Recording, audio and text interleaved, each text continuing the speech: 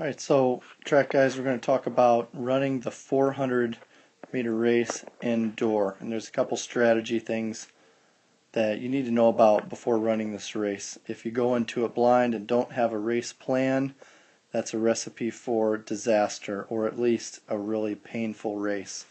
Not that the race isn't going to be painful. Any kind of 400, if you run it the right way, is going to be painful. But at least it's going to be worthwhile painful. So on most of our indoor tracks, we start at the midpoint, which is either at this end or this end. And if you're in a relay, depending on which runner you are, you may be starting at the opposite side. Let's say that this right here is our starting line.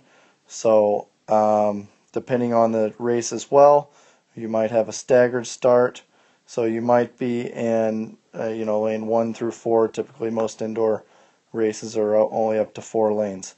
So let's say you're in lane 4 right here and you're starting the race. At the gun, on a 400-meter race indoor, you want to go out as quickly as possible until you reach your top speed. So that should be anywhere from, I would say, half of this lap to, at most, this first turn indoor. And that really is maybe 50 meters or so into the race. It's not that far, but it's very important that you get a great jump in a 400-meter race. And what you do early on will never hurt you. In fact, it will only help you towards the end of the race with your time. So you're going all out for probably about that first turn indoor. And then what you want to do as you hit this first back straightaway is settle in to a nice glide. And by glide, I'm referring to a pace that you feel comfortable completing the whole race at about 90%. Some of you maybe won't be able to hold a 90% glide, but it doesn't hurt to start trying right now. As you're coming around, you've completed your first full lap and you have a lap and a half to go on our indoor tracks. So as you're coming back around the second time around, so you got your second lap coming around here. Again, you're gliding 90%. You want to hold it, and hopefully at this point you've gotten yourself in a good race position. There may be runners that come out real fast. Don't chase them. Trust your race strategy. There may also be runners that start slow or run with you, and it doesn't hurt to be in a good position because in an indoor racetrack, it can be difficult to pass. So as you're coming around your second lap and you have a lap and a half to go, let's say since this is our start,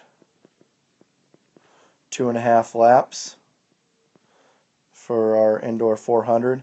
This is going to be our finish right here.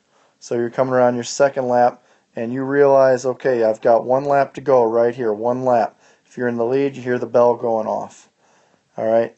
As you start to hit this turn for that last lap, this is where you really want to start thinking, I'm going to just unload, give it everything I've got for that whole last lap. And you should have something left. The goal in a 400 is not to out sprint anybody at the end. You're not actually going to go faster. There's no way possible. If you've run that first part the right way, you're not going to have enough to actually run faster. If you do, you need to run the first part a little bit harder.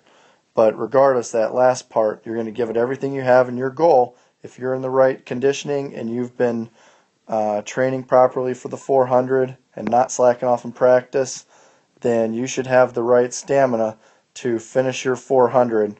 That last lap, I'll mark it right here in blue, that last lap is going to be where you slow down the least of all the other runners on the track, and you should have a great finish right there, be thoroughly exhausted, feel like you've got absolutely nothing left. Anyway, that's how to run the indoor 400-meter run. The best way to do it is to run them in competitions. Don't shy away from it, and you might surprise yourself with how well you do.